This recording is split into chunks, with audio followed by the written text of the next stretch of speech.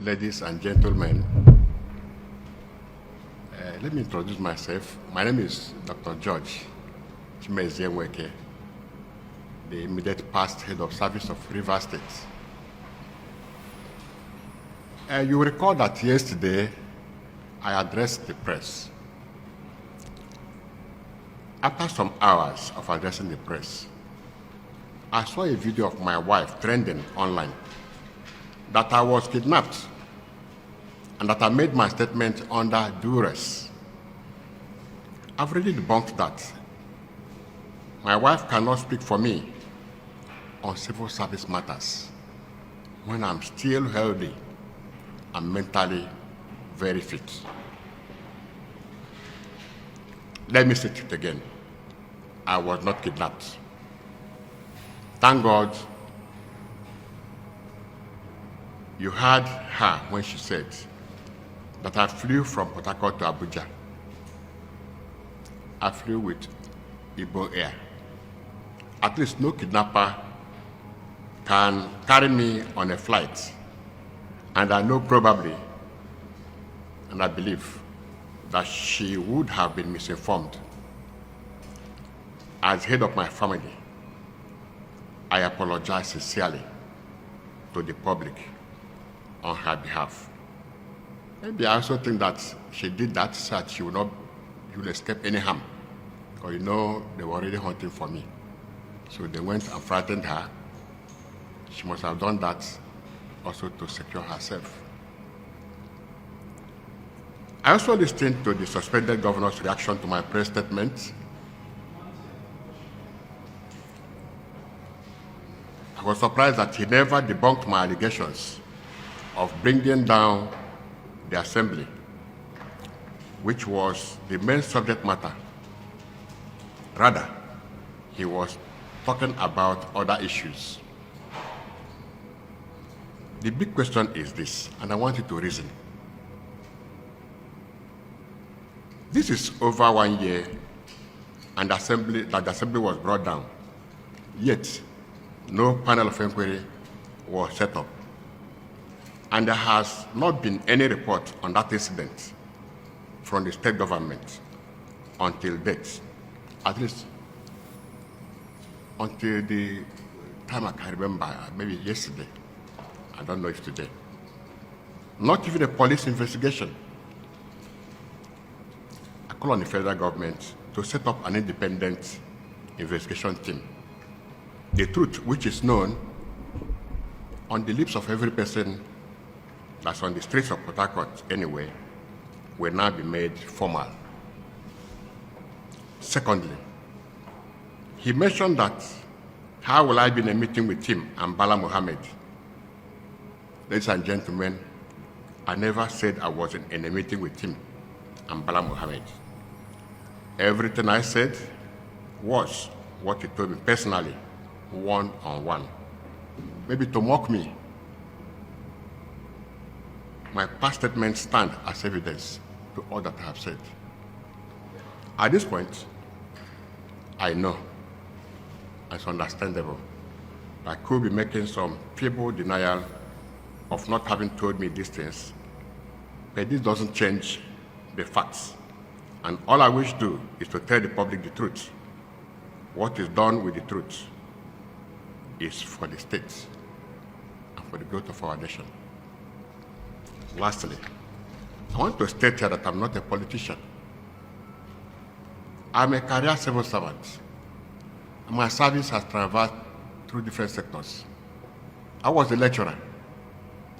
I rose to lecturer 1 and left lecturing in 1995 and grew gradually and steadily to the position of director in 2004, then 2023, by the special grace of God, I was elevated to the position of a head of service.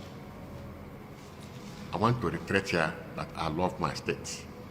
This state that gave me the opportunity to grow from level 0 to the enviable position of head of service cannot be brought down this way. It makes me to cry. This state cannot be destroyed this way. The state that was once the pride of the whole nation cannot be thrown into the dustbin just overnight. I may be beneficiary of the government of Rivers State. I cannot therefore watch this state, which I have benefited from, to be destroyed by politicians for their personal ego. I cannot also give all my evidences on the media. Some are sensitive, or more sensitive than this. I will give details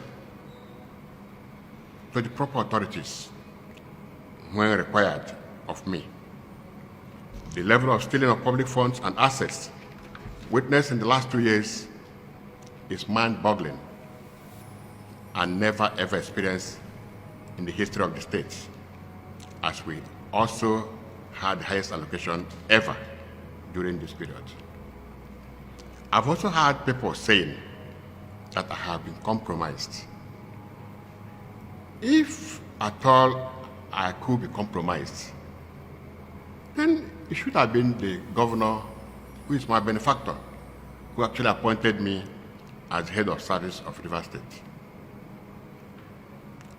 I want to tell you here that I never compromised while I was in system.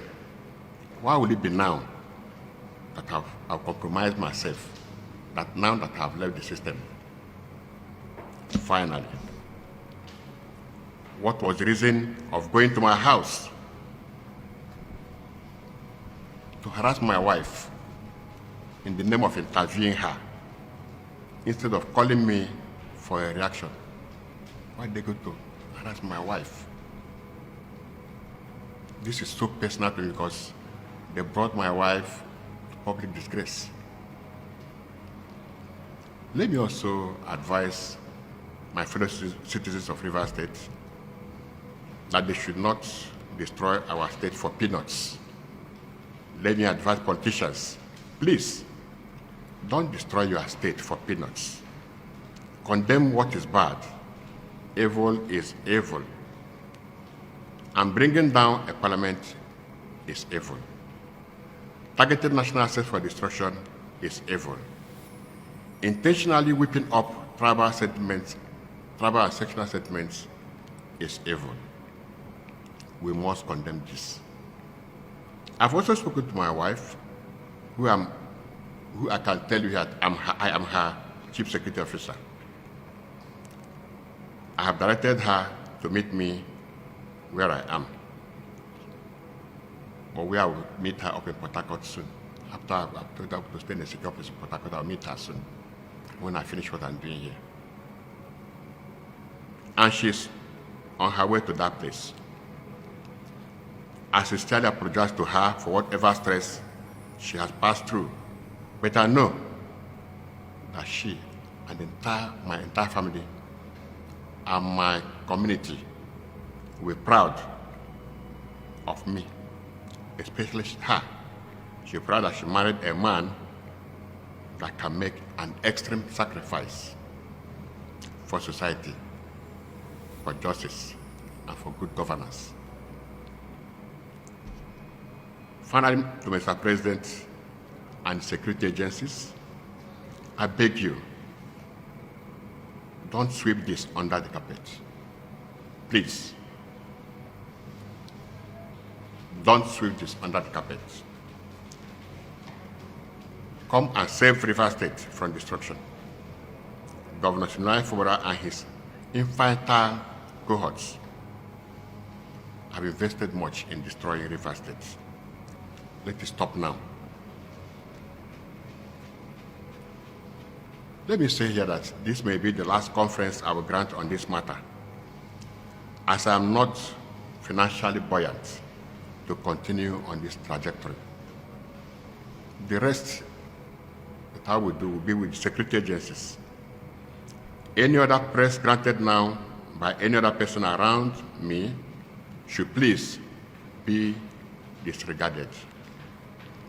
These are serious issues that should not be discussed much on the media.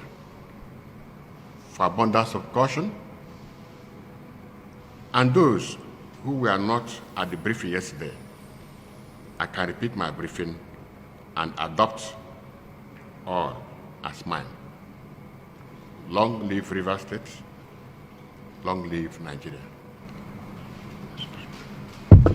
They're asking why I had to leave at this time. I had to leave because I was studying the environment. As a serving civil servant, you're under oath. There are some things you cannot say. You can advise, but you can't come to the media because you're a civil servant.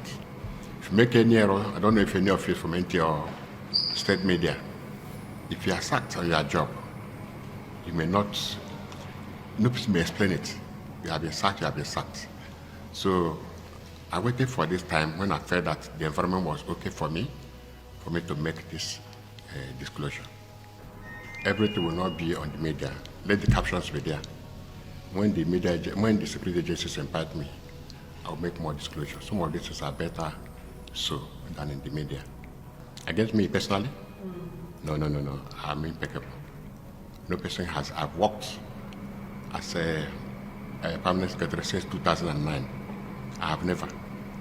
And that's why I may not have enjoyed all that patronage because I'm even a whistleblower. Yes, I have retired. I'm in a contract that will end by November.